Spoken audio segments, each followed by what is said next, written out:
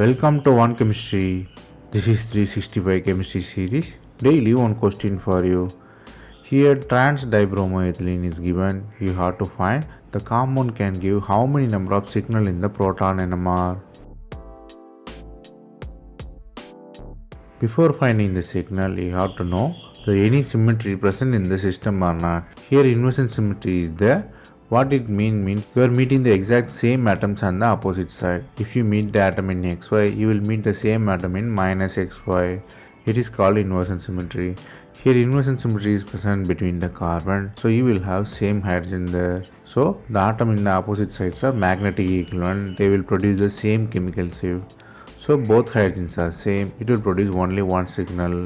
Here the concept you have to learn here is more number of symmetry, lesser will be the number of signal.